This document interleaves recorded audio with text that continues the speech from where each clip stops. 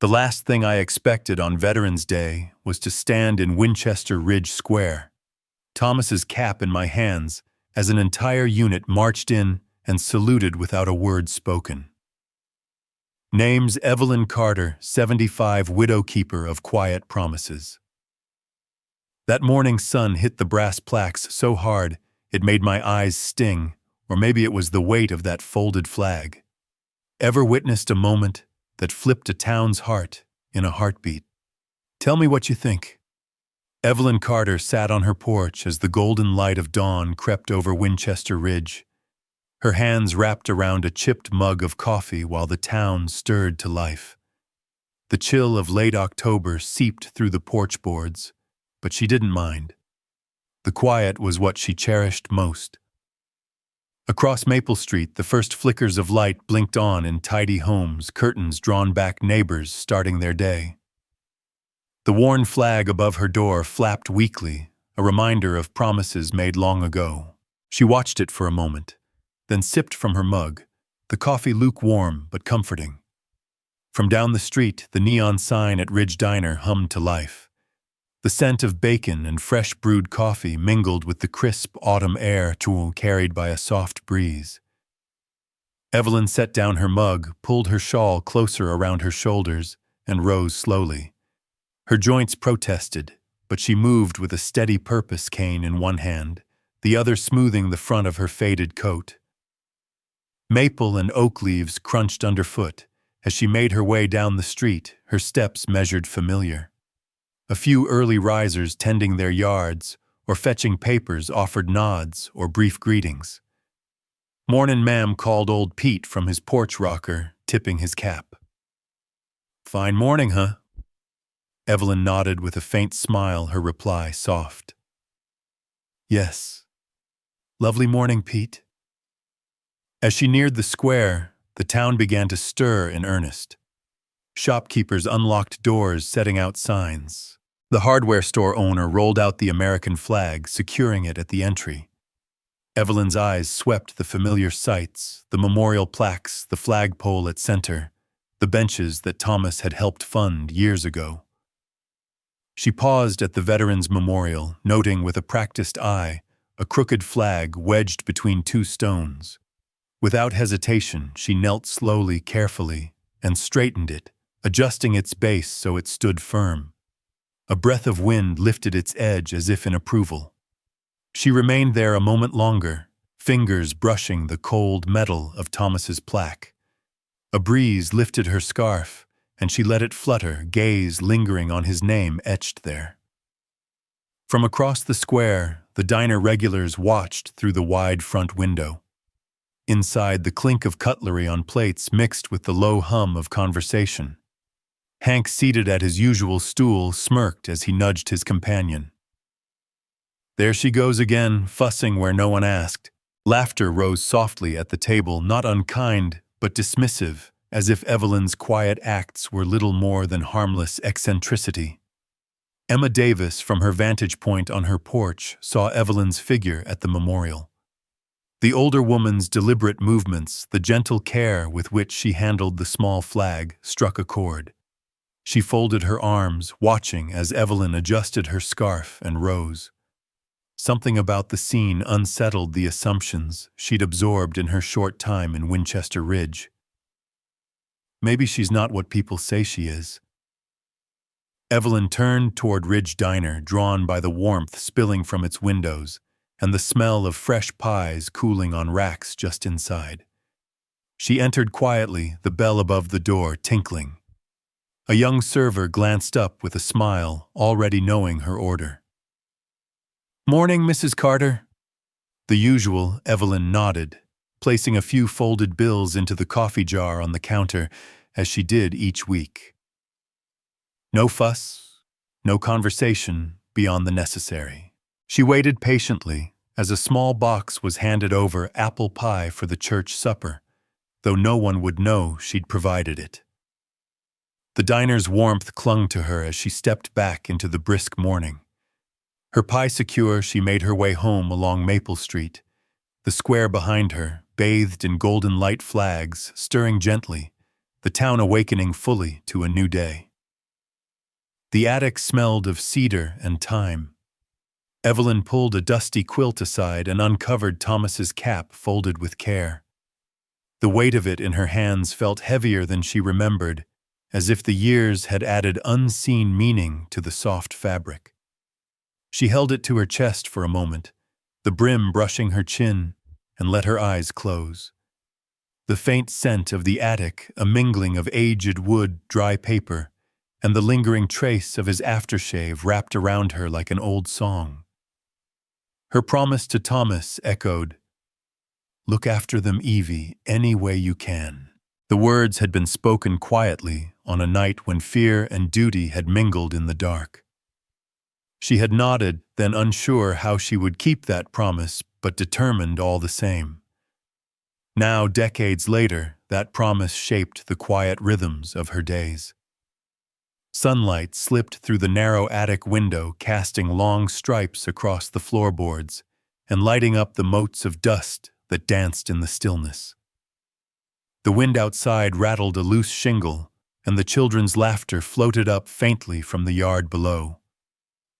Evelyn's fingers traced the edge of the cap, smoothing a crease that had formed in storage. Her eyes drifted to the trunk with Thomas's initials burned into the leather, and the battered wooden box where she kept his medals unseen by anyone but her. With slow care, she rose from the stool Thomas had made during his first shore leave.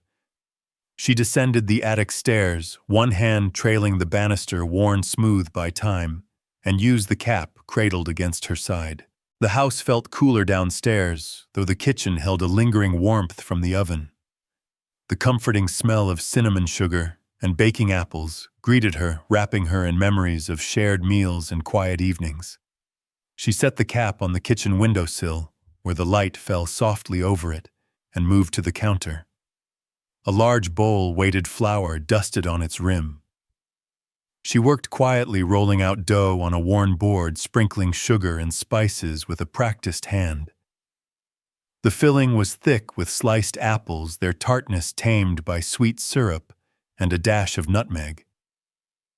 As she placed the pies in the oven, she wiped her hands on her apron and reached for the checkbook she kept tucked beside the bread box. The pen hovered over the paper as she thought of young Luke Miller, the boy with bright eyes and too much worry for his age. His mother's voice echoed in her mind from the market last week. "I don't know how we'll manage the tuition." Evelyn wrote the check in a steady hand, making sure the amount was enough to ease the burden without drawing attention. She slid it into an unmarked envelope, sealing it with the weight of quiet intent. The pies baked as the morning light shifted, filling the room with the golden promise of another autumn day.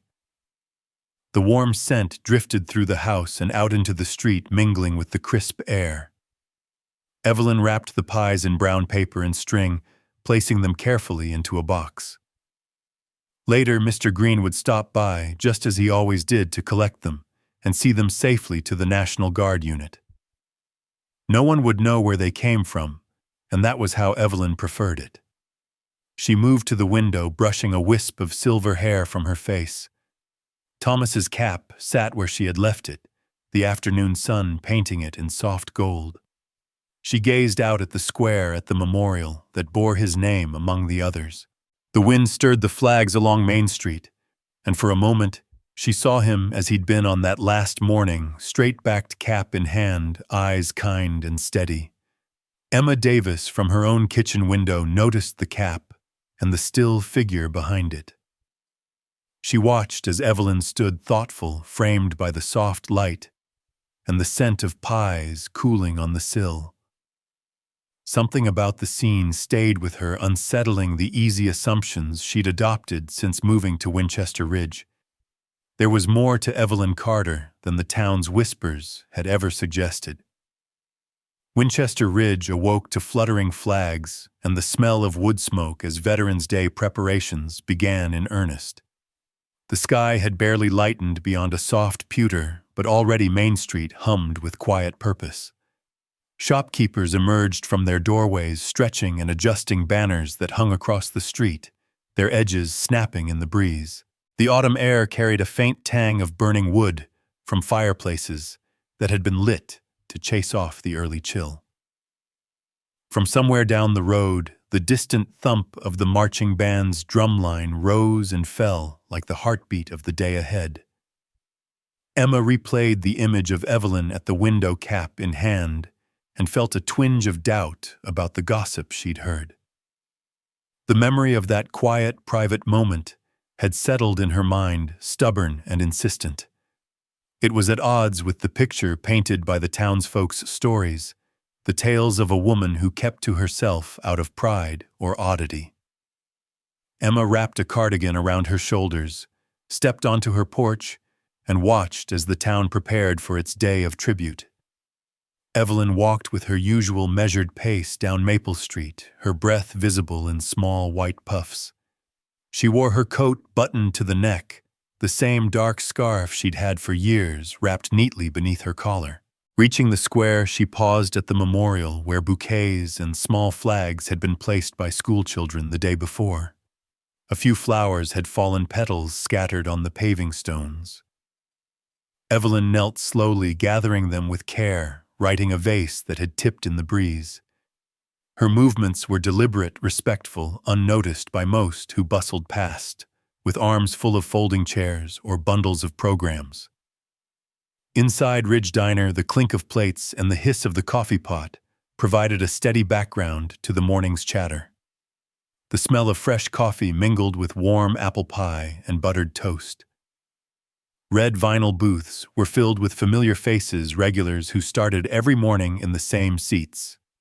Veterans greeted one another with small nods, quiet words, hands clasped briefly across tabletops.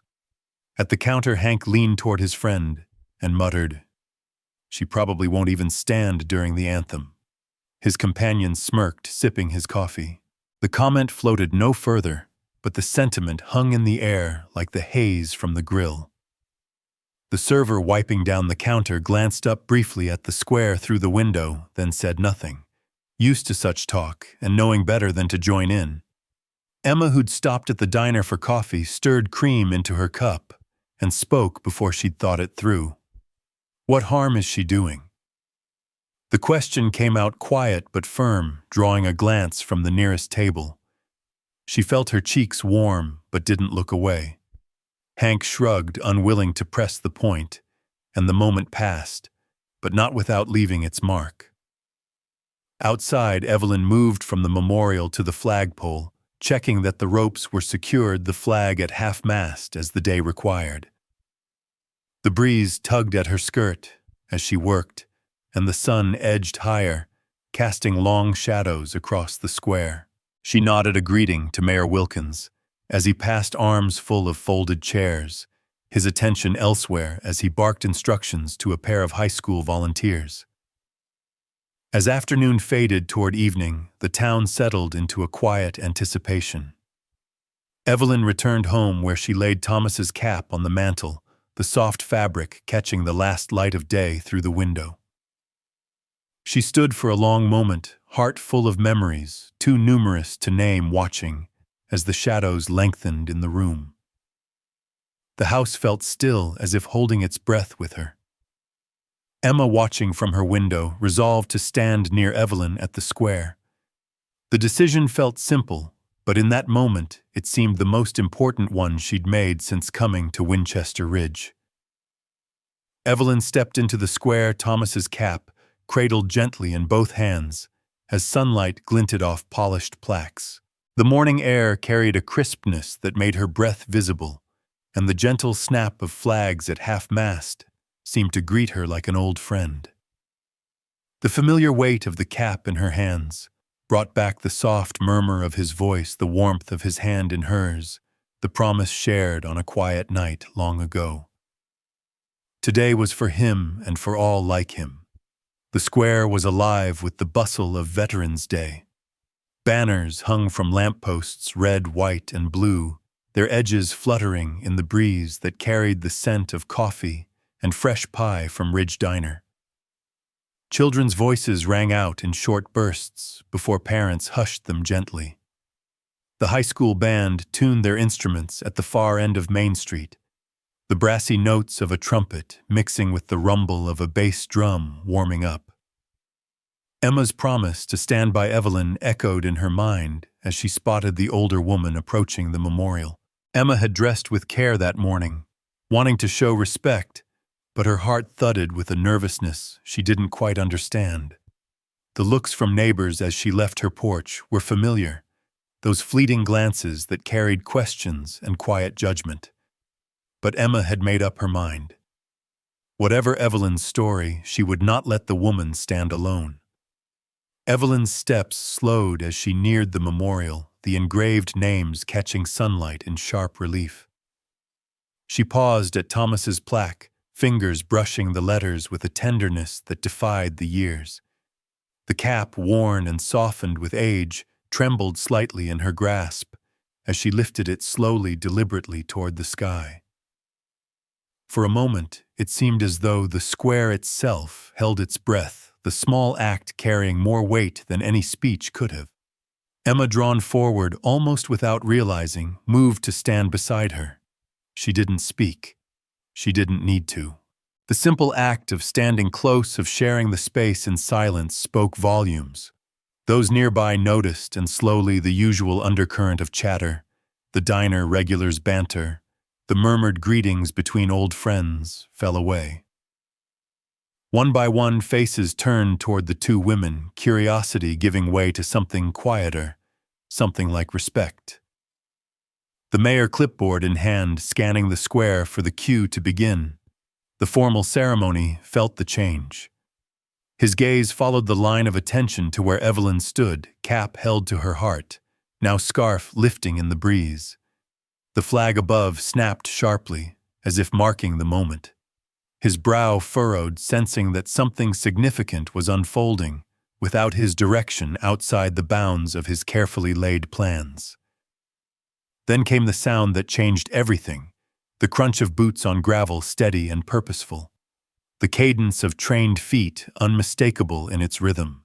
It echoed through the square, over the brick and stone, past the diner's open door, where the smell of coffee mingled with wood smoke. From beyond the far corner of the square, the unit appeared, their uniforms, crisp boots, polished to a mirror shine. They moved as one, no wasted motion, no hesitation. The townsfolk parted instinctively as the unit advanced, a silent wave of dark blue and olive drab. The soldiers formed up behind Evelyn with quiet precision, their faces, solemn eyes forward, shoulders squared in silent tribute. The hush over the square deepened, the breeze carrying the faintest crackle of leaves beneath the soldiers' feet.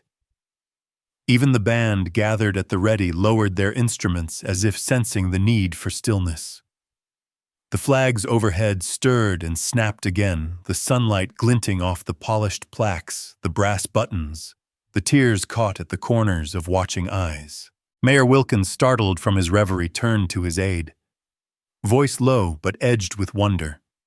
Who called them? His words seemed swallowed by the silence, as all attention remained fixed on Evelyn Thomas's cap and the quiet strength of the tribute that had formed without fanfare, without command, but with a dignity that no one present would soon forget. The rhythm of boots ceased, leaving only the sound of flags flapping as the unit saluted Evelyn in one fluid, reverent motion. The square seemed to draw in a collective breath, holding it, as if afraid that even the wind might disturb the sanctity of the moment. The morning light bathed everything in a soft glow, turning the brass plaques to gold, and making the soldiers' buttons glint like stars scattered across their uniforms. Evelyn stood straight, the cap still in her hands, her eyes glistening, though she held back the tears that threatened to fall. The quiet acts of kindness Evelyn had done now reflected in this silent, powerful gesture. The scholarships sent anonymously, the pies that had found their way to barracks and shelters. The small envelopes slipped into mail slots of those struggling, all of it unseen but not unfelt, had led to this. Emma's heart swelled with pride for Evelyn, mingled with shame for having ever doubted her. She felt the burn of tears she didn't try to hide, watching as the town's perception shifted before her eyes. A young sergeant, his face earnest beneath the brim of his cap, stepped forward from the line. His boots crunched softly on the gravel as he approached the only sound beyond the whisper of the flags. With practiced precision, he held out a folded flag, its stars crisp against the deep blue field. "Ma'am, thank you," he said, his voice low, but sure, carrying in the stillness. Evelyn's hands trembled as she accepted it, clutching the folded cloth to her chest, as if it might steady her heartbeat. She tried to speak, but no words would come, so she simply nodded, her gratitude too deep for voice. Mayor Wilkins, who had stood stiffly at the edge of the gathering, removed his hat, his expression no longer the polished face of civic duty, but one of quiet deference. He took a step back, humbled, aware now of how little he'd understood. The bandmaster, baton in hand, lifted it halfway before lowering it again, understanding that no music could match what had unfolded. The tribute needed no sound, no notes could capture what filled the air between these people. The older veterans who had gathered in scattered groups around the square stood with backs a little straighter. A few wiped at their eyes with rough hands, unashamed of the emotion that welled up. Children watched wide-eyed from beside their parents, sensing without words that they were witnessing something important, something to remember. The smell of fresh coffee from the diner mingled with the crisp scent of autumn, grounding the moment in the ordinary even as it became extraordinary. The unit stood at attention once more, the collective discipline of their stance a tribute in itself. Then, one by one, each soldier stepped forward, removing their gloves where they had them, and shook Evelyn's hand. Some met her eyes and gave a slight nod, others simply pressed her hand briefly in theirs, the unspoken respect loud in its silence. When the last had passed, the formation reassembled with quiet precision, and the unit marched out of the square as silently as they had come, leaving behind only footprints and a changed town. Mayor Wilkins turned to the crowd, his voice low but clear enough to carry. "Today we honor someone we should have seen all along." The words settled over the townsfolk, heads bowed, hearts opened, and in that stillness, the town of Winchester Ridge finally saw Evelyn Carter not as the quiet woman on the edge of things, but as a quiet hero who had stood at their center all along. As dusk settled, the square glowed softly with candles, and Evelyn's porch light shone for the first time in years. The warm glow spilled gently across the worn boards and onto the neat path leading to the street, a quiet beacon in the gathering night. The soft flicker of candlelight transformed the square, casting delicate shadows that danced across the brick walkways and played along the polished plaques of the memorial. The breeze carried the mingled scents of burning wood, fallen leaves, and the sweet promise of pie cooling on windowsills. Evelyn stood still for a moment longer, letting the sight wash over her. For so long she had watched the square from a distance, content to play her part quietly, her promise to Thomas kept in secret ways. But tonight was different. Tonight the square was not just a place of remembrance for the town, it was a place of remembrance for her. The promise Evelyn made to Thomas now honored in full by her town. The candles lining the walkways and the faces turned toward her were as much a tribute to him as they were to the years she'd spent living his final request. "Oh, after them, Evie, any way you can." Down in the square, Emma moved among neighbors, lighting the last of the candles with a borrowed taper. The suggestion for this vigil had been hers, inspired by that morning's quiet but powerful events. And the town had responded not out of obligation, but from a genuine desire to honor what they now saw more clearly. As the twilight deepened, the glow of the candles became steadier, their light reflected in tear-brightened eyes and the shine of brass plaques. The Ridge Diner was a warm heartbeat on the square's edge neon sign casting a pinkish hue that mixed with the gold of the candles. The windows glowed invitingly, figures silhouetted inside the sounds of plates and coffee cups clinking, softened by the hush outside. The smell of fresh apple pie drifted from the kitchen, mingling with the autumn air, and the faint, comforting notes of a hymn from the church across the way. Mayor Wilkins cleared his throat, stepping to the front with a sheet of paper that trembled slightly in his grasp. His voice, so often the confident tone of parades and town meetings, was gentler now. On behalf of the town council, and with the deepest thanks of Winchester Ridge, he began pausing as the emotion of the moment caught him off guard. We dedicate this new bench beneath the oak as a tribute to Evelyn and Thomas Carter, whose quiet service has reminded us all what it means to truly honor and care for one another. He gestured to the simple, sturdy bench placed at the base of the oak tree that shaded the memorial. A brass plaque gleamed at its center, catching the candlelight. In quiet service, they kept the promise. The words needed no further explanation. Applause rose soft at first, then growing not for show, but from hearts genuinely moved. Emma reached Evelyn's side, offering her arm, and together they stepped from the porch into the square.